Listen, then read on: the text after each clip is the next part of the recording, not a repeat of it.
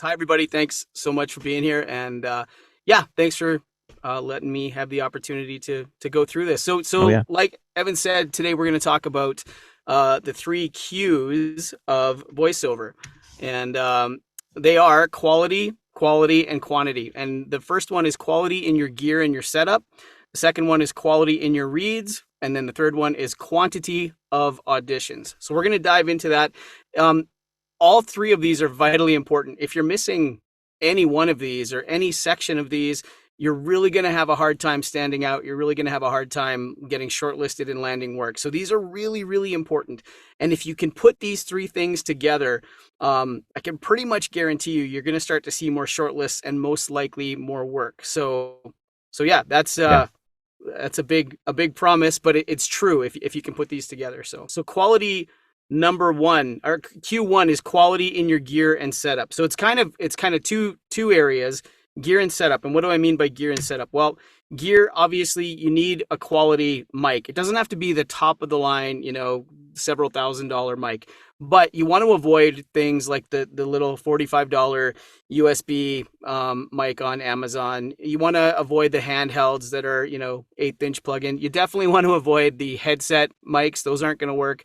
Um, this Zoom one over here on the right, that one's kind of a different one. It can kind of work, but typically you want something that's more suited for actual voiceover. So having an XLR mic, these are kind of ones you want to look at, or that have XLR abilities. The Rode NT1 is a great one that I recommend. So having a solid mic, and the reason for that is clients can actually hear the difference between a cheap USB mic and a more quality mic. There's definitely a difference. And you could give amazing reads, but if your mic quality isn't there, you're not going to get shortlisted. Couldn't agree more. We hear a lot of auditions still on some of those $45 USB mics, or I mean, some dynamic microphones. I mean, that some people can still get away with it. But yeah, I mean, we couldn't agree more. I'm so glad you're going over gear. Um, because I mean, we hear what's coming through and we see what's listed on people's profiles, and um, yeah, there's really no other way around it, right? So Yeah, totally. You've yeah. got to have a decent mic, and this is a real foundational starting point for sure to Mhm. voiceover. And just having simple things like a pop filter or a wind filter. If you give great reads, if you have an amazing mic, but you don't have something simple like this, like they're only 20-25 bucks. But if you're missing something like that and your consonants or your P's are plosive and popping the mic, then you're not going to land anything for sure. So make sure you got something like that. Again, if you're going with a more high end mic, you're going to want a preamp, and you want something that is has a decent reputation. Again, doesn't have to be top of the line, but you want something that is not going to introduce noise to your signal, anything like that. So Focusrite, M Audio, those are two that I've used and have found good success with. So yeah, having a Mhm. decent solid preamp, because you can buy really cheap preamps too, just like the $45 USB mic, and you want to avoid those. One that I recommend is the Rode NT1 kit. I think it's an awesome starter kit. It's a decent mic. Sometimes you can get it with the preamp as well, so that's a good one to look for if you're just starting out. I recommend a good set of headphones too, and the reason for that is, now not everybody agrees with me on this, but I like to listen to myself as I record. And the reason for that is I can hear much better little pops and clicks and mouth noises, or if I kind of fumble a word, if I'm listening as I'm recording, I can actually catch those things right at the source, as opposed to recording without headphones, not hearing it, going to edit and being like, that's, I can't fix that with filters or with editing, so I got to go back and record it. That's a side tip on being a little more efficient. But quality headphones, and you want something that's comfortable too. So over the ear typically is nice to have, as opposed to having earbuds. You got a nice pair there, Evan. What are you wearing? I've got they're on your list. So Nice, nice. it's the AKG K240, I think. Yeah, But they're awesome. And open, again, right? yeah, Yeah. yeah. You don't have to break the bank on your headphones, but spending a little bit is not a bad idea. And you want to avoid, just a quick tip, you want to avoid anything that has like massive bass boost or anything that's going to not give you a true representation of what your audio actually sounds like. So Uh, one thing yeah, you go ahead. mentioned, sorry, that I really do like is, we don't talk about this a lot, is the live monitoring. Hmm. And I think that is an incredibly valuable tip. Not one that comes up very often, but if your interface allows for that, you have that live monitoring button, like Jesse says, any you'll hear exactly what the audio sounds like, not just your voice. So I love that one. I'm gonna store that one away. We need to talk about that more, I think. So that's great. Yeah, I think it's so important, and Hmm. I know people that have had great success without doing it, and so they might find a way to do it Hmm. without. Yeah. But again, if you're trying to, and we'll talk more about the quantity of auditions later, but if you're trying to get as many auditions done as you can, finding ways to be as efficient as possible is so important. And so catching those things as you're recording, as opposed to getting it recorded, thinking you have a good take, and then realizing you have to go back and re-record, Yeah. that just puts a stop to everything. So yeah, good set of For sure. headphones Yeah. for sure. And then the next thing, real simple, is obviously you're going to need some editing software. So you got to have something that is going to let you edit and get these files to your clients. So we won't dive into that too much, but any one of those works. There's other ones as well, but those are kind of the big three that get used. So that's the first half of quality in your gear. The next, or the first Q, quality in your gear and your setup. The second half setup is basically, what I mean by that is where you record, the environment that you're recording in. And the goal of your setup should be to eliminate all unwanted noises. You want to get rid of reverb and echo, and most people will know what that is. But if you don't, it's basically when your sound wave of your voice hits your mic, but then it travels past that, hits a hard surface, comes back a microsecond later, and it creates that echoey kind of reverby kind of noise. That's a job killer. If you give the most amazing reads in the world, Yeah. but a client can hear echo or reverb, they're just going to move on to the next person. So that, in my coaching experience, that's like one of the number one things that has stopped people from progressing, is that they don't get their setup proper, or they think they've got it okay, but there's some surface somewhere that's creating this little bit of bounce, this little bit of reverb and echo, and it's they're not getting shortlisted, they're not landing any work. So that's really important to eliminate. Room noise. If you got up here in Canada, if you've got your furnace going, or it's the summertime, and or you're anytime down in the States, so I've been told it's nice and warm, and you Hmm. guys never get winter there, right? And it's your air conditioner going. You want to eliminate that. Computer noises like computer fans, or if you got a noisy hard drive, you don't want that getting picked up. Anything going on outside. I've got dogs that bark sometimes, lawnmowers. If you've got a neighbor that mows their lawn all the time, babies, all that stuff. You want to eliminate that noise. And so, yeah, your setup is really, really important. Uh, Thoughts on that, Evan? Couldn't agree more. I mean, room noise is the one thing that I feel you just got to take care of it physically. But Yeah. what a lot of people are trying is, maybe their audio engineer friend or someone else, or Google search set them up with some kind of denoising or dehum, or there are plugins, right? But Yeah. I mean, why use plugins when you can take care of it physically? So we still hear audio coming through on auditions where audio engineers, like, they won't be able to do anything with that last little 15% of room reverb. Yeah. So I completely agree. Quick housekeeping note. I mean, lots of great stuff happening in the chat, which I love. If there's any questions you want for Jesse specifically, as Vanessa mentioned, we'll keep those in the Q&A, but we'll assume that if you're typing questions in the chat, you're kind of looking to the chat for those answers, if that makes sense. So yeah, any questions specific to Jesse, keep them in the Q&A. Love the dialogue in the chat. So whatever you want to do there. Thank you.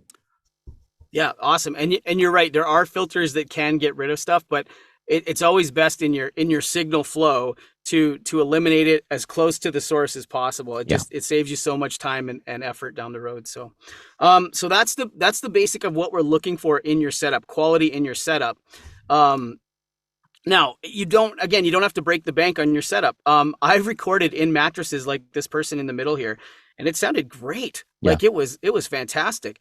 So you don't have to go buy, the top end acoustic foam. You don't have to buy a vocal booth that costs thousands and thousands of dollars. When I started, I had on the right there, I had a blanket fort is what I started with. Hmm. And it worked great. It sounded really good.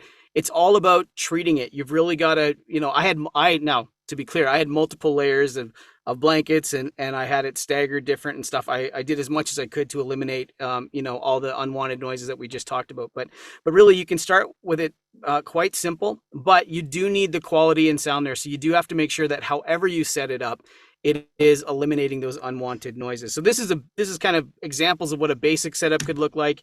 And then you can always, go a little more advanced. You could build your own booth. You can turn a closet into, full of acoustic foam, and Hmm. or you can. The guy on the left there built something with the PVC pipe and blankets. And again, wouldn't recommend the mic he's using for voiceover necessarily, but Yeah. the idea of the booth is good. So yeah, that's really the setup.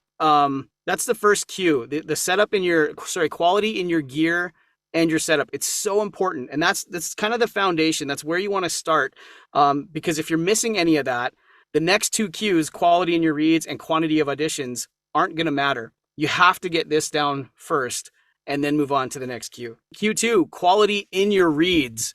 Now, this means a couple different things.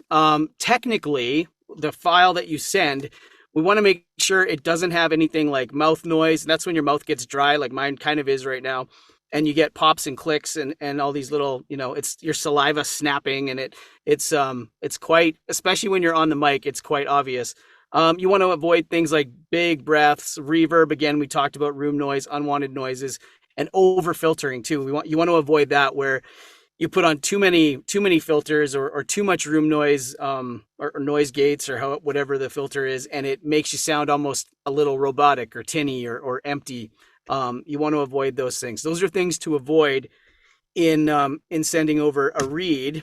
You want to make sure that you actually have the proper levels. You want to make sure that your file is loud enough, and that you have the proper EQs and filters on, so that, again, I said not too much, but you usually want a little bit on there, just to kind of make your voice, bring out the quality in your voice, and highlight the part of your voice that makes you unique. Proper levels. And Evan, you could maybe talk to this, but like, Yeah. if you have quality gear, and you give a really good quality read, and you avoid all the pops and clicks and all the things we talked about, but your audio is too quiet, Hmm. that's gonna make the client actually question, okay, does this person know what they're doing? Because almost all the other reads, or a lot of the other reads, are going to be at a certain level. So if you're too quiet, you're going to stand out in a wrong way, right? Absolutely. I mean, it's still so prevalent that great performances are coming in just too quiet. Not just producers, everybody likes louder audio. Louder is better. So my advice to everybody is, sure, normalize to -3, -1 if you can. Um, but just pull up other audio on voices. Just search some demos and pull up audio on other people's profiles, and pull it up in a different tab. Compare that to your audition you just submitted, and really those should be at the same level, because that's just the level that clients are listening to when they're on the platform. And it's really the loudest common denominator is all that matters, unfortunately.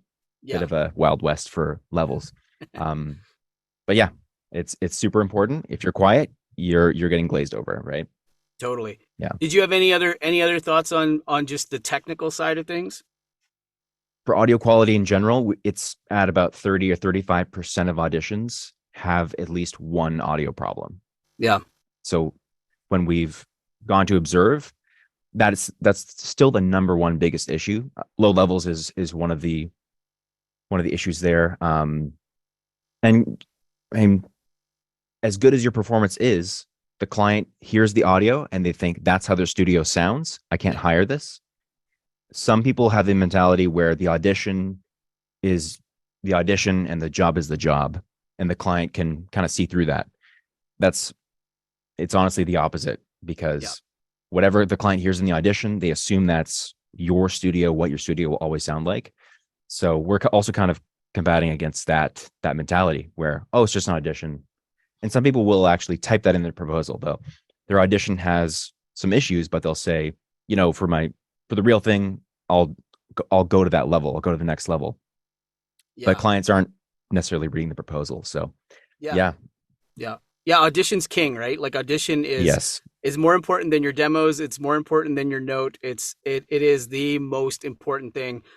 So giving quality reads, quality auditions is huge. Again, you yeah, got to have the first quality in your gear and your setup, but quality in your reads is so important. And so that moves us on from basically the technical side of your reads to the actual reads themselves. So what I find is really important, and talking with lots of casting directors and clients, is a lot of the reads they get, it's like they didn't read the brief.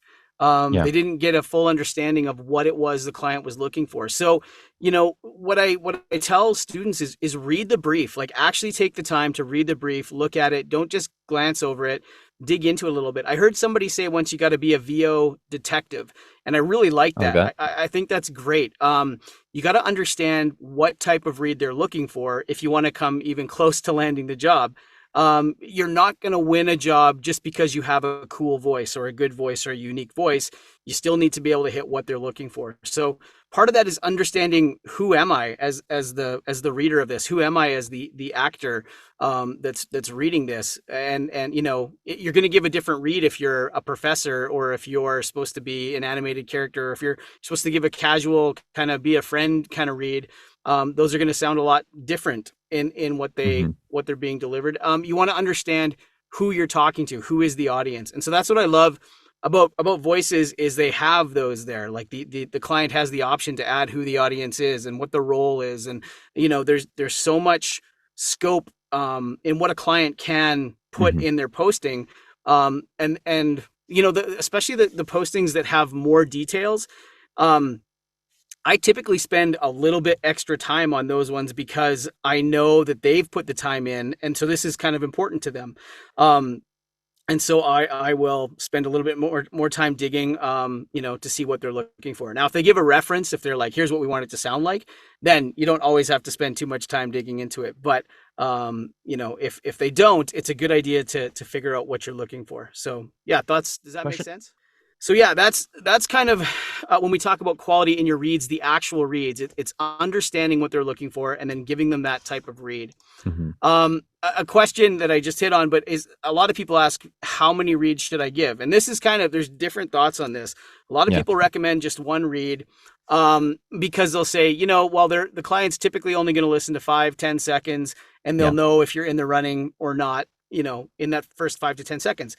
That's true. I agree with that. They're gonna, and that's why you want to have a really good read to start. But once you've made that short list, once you've gotten into they said, okay, we like this. They listen to the first 5-10 seconds. You get shortlisted.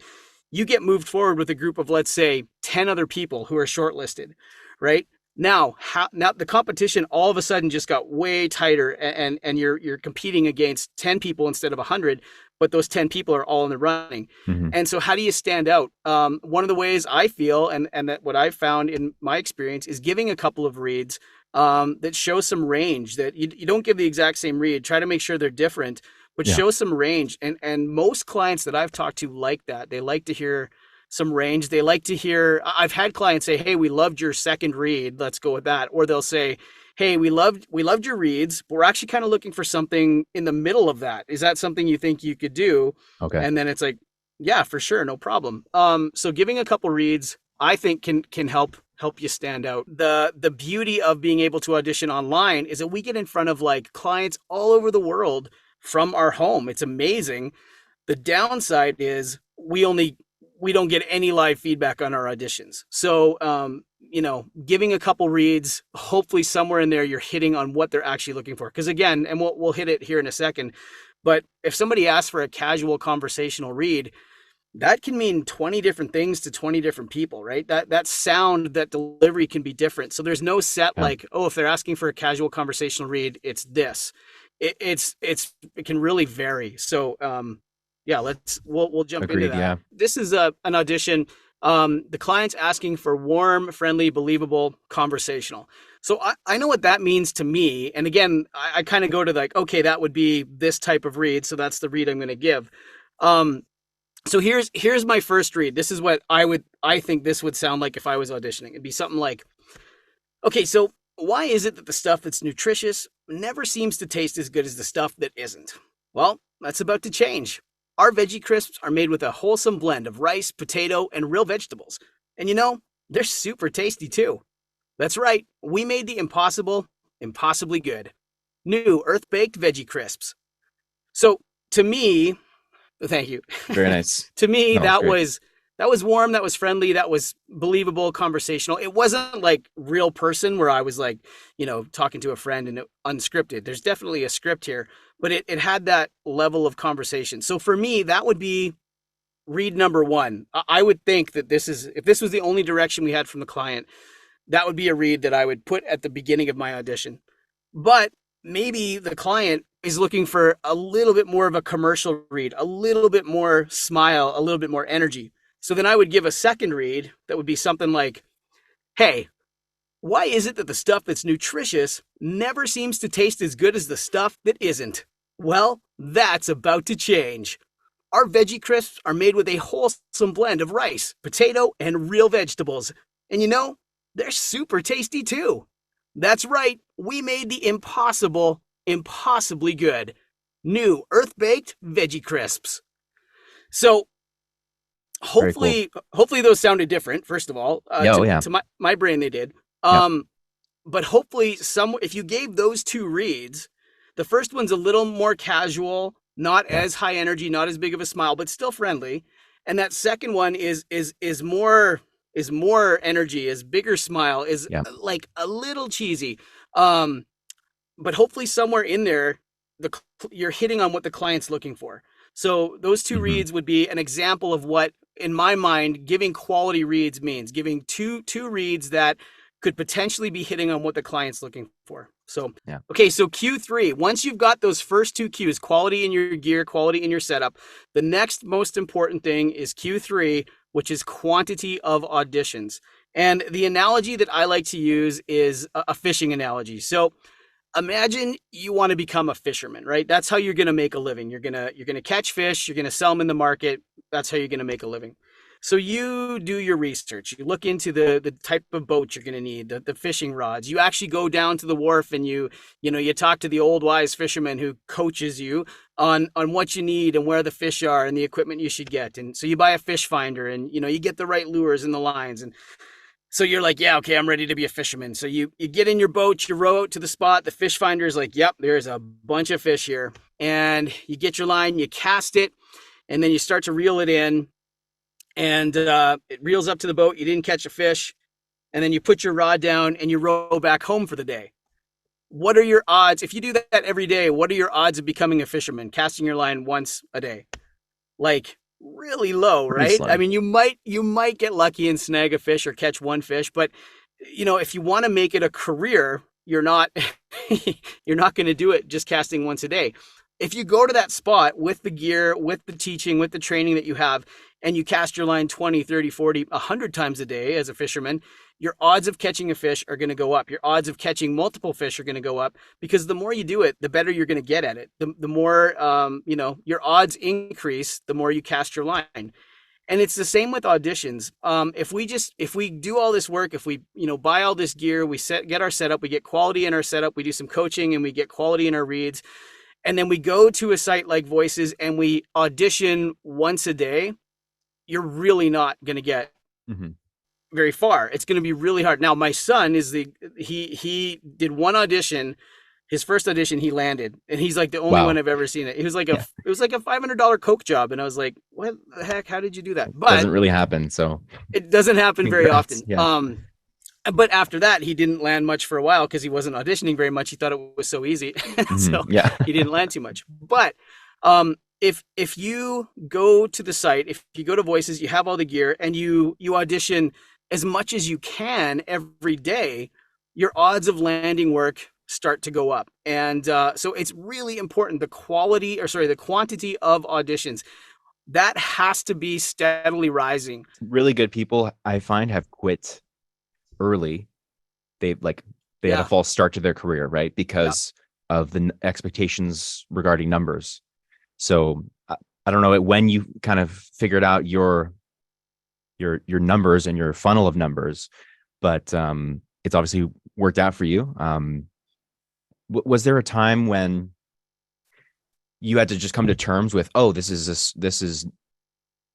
are the numbers that I should expect, like that type of thing? Or did you have a realistic version of that because of your introduction to it? Or Yeah, I really didn't know what to expect to start. But again, just doing it over and over, you start to understand like, okay, if I do, if I do 100 auditions a week, that means I'm getting 5 to 6 jobs per week.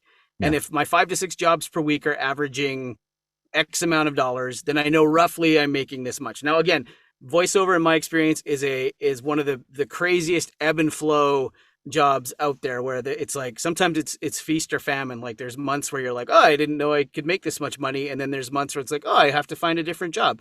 Like it's really so you gotta have some what's the word? Not stick to itiveness, some Writing that down. consistency and yeah, perseverance. No, Um, that's exactly right. Yeah. yeah, because it really does ebb and flow like crazy, and Hmm. but yeah, getting your quantity of auditions up is so important. So yeah, that was Q3, quantity of additions. I think that's pretty straightforward. Again, we're kind of wrapping up here, but the three Hmm. Qs: quality in your gear and your setup, quality in your reads, and quantity of auditions. If you can get those things flowing together, if you can get those things working, then you're going to get shortlisted more often. You're Yeah. most likely going to start landing work. And if you've and this is again, especially if you're just starting out, these are so important to get. If you've been doing voiceover for a while and maybe you've seen your numbers dip or you've seen things slow down, go back and look at these cues and wonder and dig in and say, okay, am I missing quality anywhere? Am I miss is do I need to get my quantity up? Send your auditions to audio engineers or people you trust Hmm. who have maybe some training, and see what they say. Because typically what I found when I have had those lulls is quite often something in here is dipping. Yeah. Most often for me, it's quantity. If I know if I haven't been auditioning enough, then I'm just not landing work because other people are auditioning for those jobs that I should have been auditioning for. But there's been times where, especially where I've moved my studio around a few times and had different setups, and at the start, I don't always have everything dialed in right, and Hmm. so you got to check that quality in your setup then. But and then also like quality of your reads, it's not a bad idea to a while back my success rate was kind of dropping, and I was wondering why, and I sent some auditions to my brother, who's an audio engineer and also a voiceover talent, and he had some really good stuff to say, and it kind of helped me out. So that's kind of my presentation. Those are the three cues. Those are the three things that I have found have been so important in voiceover success, whether it's for myself or for people I've coached. Again, if you're missing any of those three things, you're really going to struggle. But if you can put those three things together, I Yeah. can almost guarantee you're going to start to see more shortlists and most likely more work. So go do it. Love it.